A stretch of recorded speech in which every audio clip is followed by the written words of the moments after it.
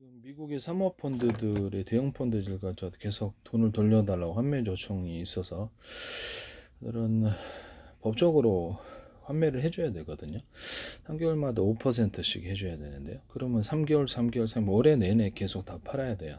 올해 내내. 주식시장, 채권시장, 금이 급락하는 게 다 이유가 있을 거라고 생각하는데 그들이 이제 원자재도 투자하니까 부동산도 처분하고 아무래도 할 수 있는 거 다 팔려고 그럴 겁니다.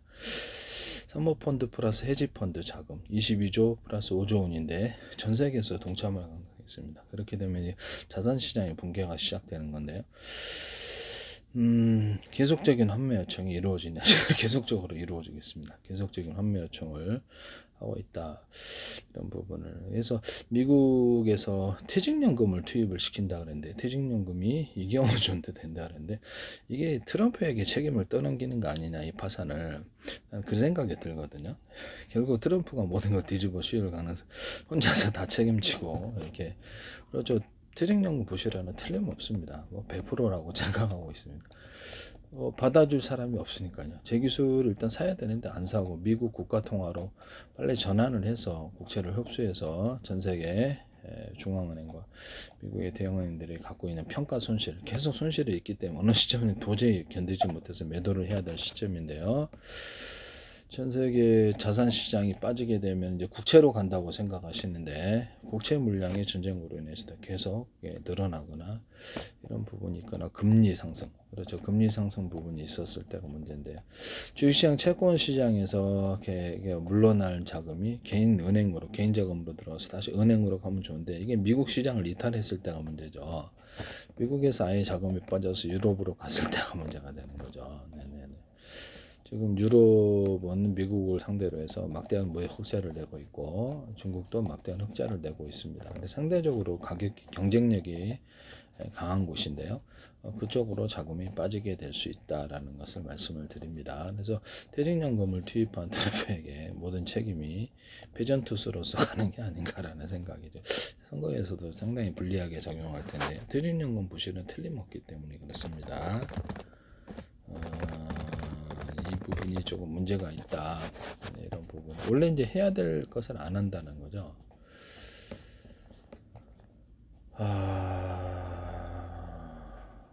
미국의 퇴직연금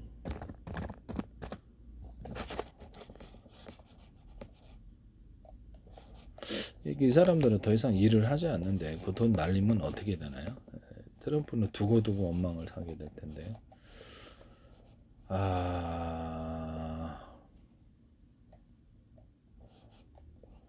그래서 미국 퇴직연금이 5년 평균 수익률이 약 9.7% 수준으로 높은 편인데요.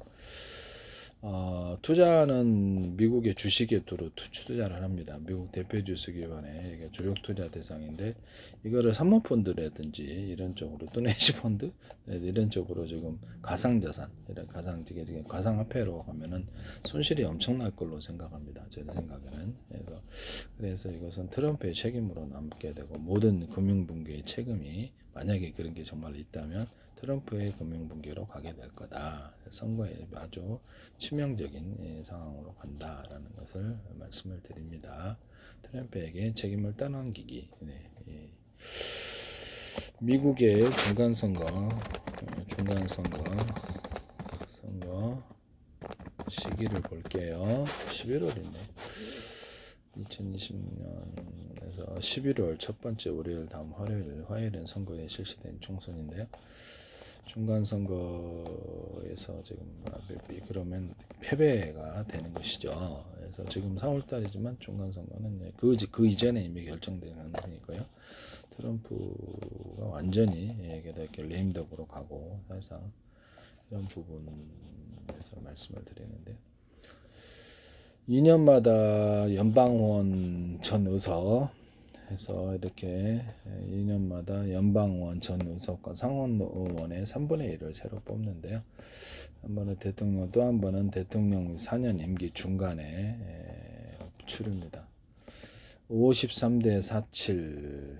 그래서 이렇게 현재 공화당 상원에서 이렇게 아슬아슬한 다수당인데요.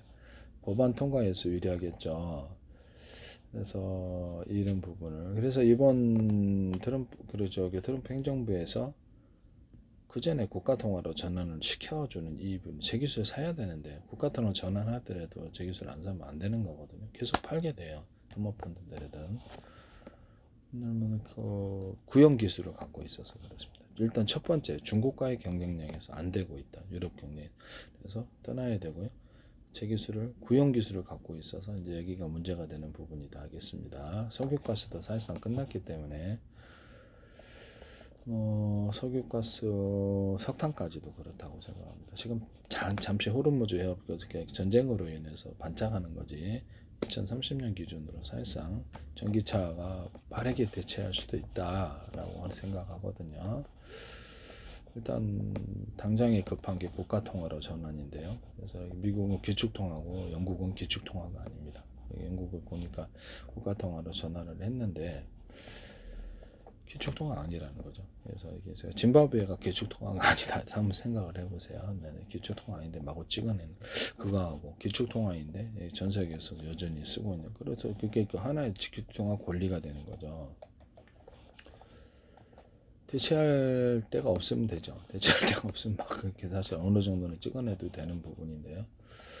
그게 권력이죠. 네네. 그래서 미국의 퇴직연금 부분에서 의회가 이걸 막아야 될 것 같은데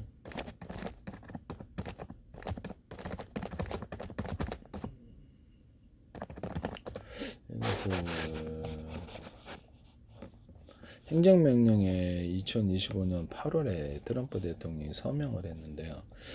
퇴직연금이 그렇죠. 퇴직연금이 적극적으로 투자를 안 하면 될 것 같은데요. 그래서 약 9조 달러 1경 2천조 원의 감의 401 자금이 대체 투자 시장으로 유입된다라고 나와 있는데 그러면 미국의 퇴직연금자들이 파산을 돈은 못 돌려받는다는 거죠. 지금은 굉장히 우량한데 자산이 가상화폐, 사모펀드, 부동산, 인프라, 원자재에 들어가게 되면은 주식 채권 기존에는 주식 채권도 안정적인 시장 기반으로 했기 때문에 괜찮은데 위험자산으로 투자할수록 많이 그래서 퇴직연금 운용사들이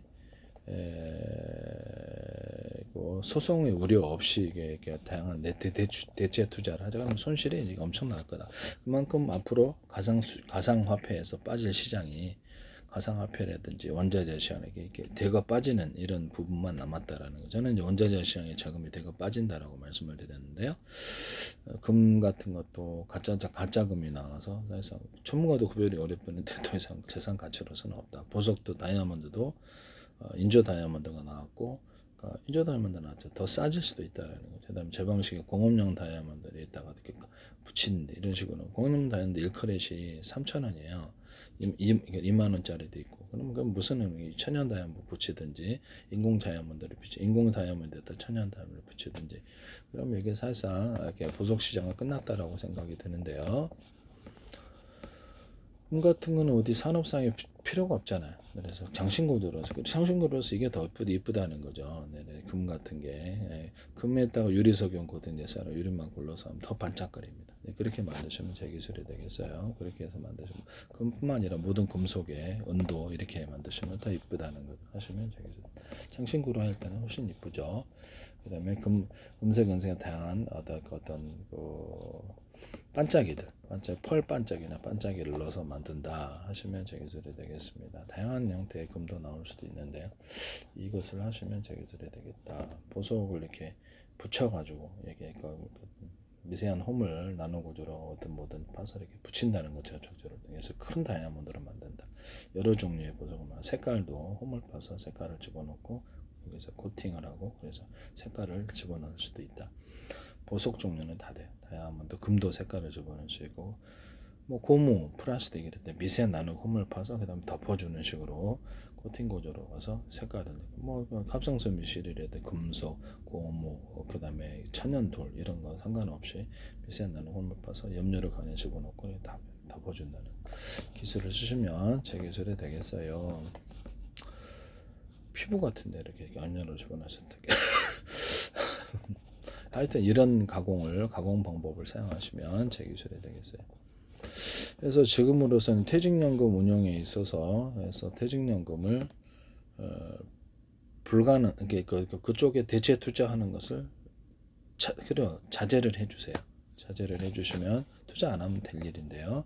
일부러 투자해서 파산시키는 이런 일이 없었으면 좋겠습니다. 지금은 사모펀드들이라든 헤지펀드가 돈을 다 팔고 나와야 되는 시점. 전 세계 사모펀드, 헤지펀드가 그럼 동일하게 그럴 것으로 미국의 금리가 만약에 이로 인해서 건드려지게 되면은 미국의 국채 부분이 대폭락할 수도 있는 이런 부분인데요. 그래서 여기서 이런 부분을 말씀을 그냥 제 기술 사면 될 텐데 참 이상하다. 전세기로부터 기술로 거둬 들으시면 되잖아요. 네. 그게 저도 이해가 안 가는 쪽으로 지금 미국의 정치권이 움직이고 있는데요. 네네. 트럼프의 책임으로 해서 중간 선거가 패배할 것으로 저는 생각합니다. 저는 선거는 이렇게 변동성이 좀 있습니다. 말 수는 없지만 결국에는 공화당이 대거 올라갈 가능성이 되게 있다. 그래서 대체 지금 퇴직연금이 거기를 투입을 할 수 없도록 운영을 안 하면 될 거예요. 보수적으로 전 세계 자산 시장이 폭락을 하는 시점에서 퇴직연금이 들어가서 한다는 것 자체가 일부러 그러는 게 아니라는 거죠. 내 생각은요. 그래서 제가 보기엔 전 세계 자산 붕괴가 시작되었다라 또 다른 의미로 또 시작되었다고 제가 말씀을 드렸는데 사모신용 대체 자산은 변동성이 크고 위험성이 높아서 지금 전 세계 자금 빠진 상태에 퇴직연금이 대거 부실화되는 것이 틀림없다라는 거죠. 그래서 이거를 하지 못하게 하거나 이것을 트럼프 대통령이 다시 이걸 금지하거나 금지하는 행정명에 다시 서명을 하면 될 텐데요. 네네. 그냥 위험을 알고 뒤늦게 보니까 그냥 내버려둔 위험이 커진다는 금지를 하면 될 텐데 어쨌든 트럼프 대통령의 책임으로 남게 되어서 대거 잘못하면 이 금융 부분에 있어서는 실패한 대통령이 될 수 있겠다라는 생각이 들거든요. 그래서 지금은 개인에게 현금으로 돌려줘야 될 부분이다라는 거죠. 사모펀드, 그다음에 가상시장, 가상화폐 팔고, 그다음에 주식 채권 팔고, 원자재 팔고, 금 팔고 다 팔아야 돼요. 부동산 다 팔고. 그래서 3개월마다 계속 올해 내내 팔 것 같아요. 제가 보기에는. 그래서 올해 내내 파는데 이게 퇴직연금이 투입을 했다가 내년에도 몰라요. 한번 내년에도 또 환매 요청이라는 또 그래야 되는데. 그래서 이 부분이 지금 작은 경색 문제가 생기게 되고 은행마다 이게 빌려준 여기서 사모펀드들한테 빌려준 데가 또 대거 부실이 또 나오게 되면 또 이게 작은 경색 문제가 돼서 다시 한번 미국의 금융위기가 제가 2025년도에 미국의 2026년도에 미국의 금융위기가 있을 수 있다라고 미리 제가 말씀을 예견을 드렸는데요. 결국에는 나타나네요. 네, 그래서 저도 엉터리가 아니기 때문에 2026년도에 미국에서 이렇게 금융위기가 있을 수 있다라고 제가 개인적인 전망할 수도 있는 거잖아요.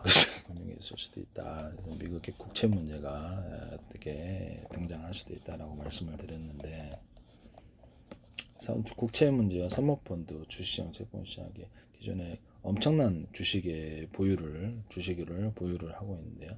채권도 그렇고 사모펀드가 헤지펀드도 갖고 있죠. 단기 투자지만 그럼 그들이 다 그걸 팔 수 없는 거죠.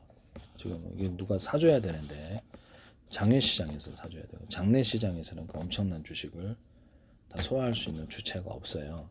그래서 장외 시장에서 해줘야 되는데 그래서 장내 시장에서 팔다 보면 엄청나게 떨어진다는 거죠. 그래서 이 부분이 지금 전 세계 자산 붕괴가 다시 일어날 수 있는 건 미국의 금융위기를 국채 위기를 일으킬 수도 있다라고 생각이 들거든요. 그래서 미국의 금리 문제가 건드려진 국채를 던지는 시점이 전 세계 중앙은행에서 왔다라는 것입니다. 이것은 이제 그런 우려가 없으면 괜찮아요. 없으면 괜찮은데 제가 보기에는 좀 심각하다. 이렇게 심각한 쪽으로 갈 수도 있다.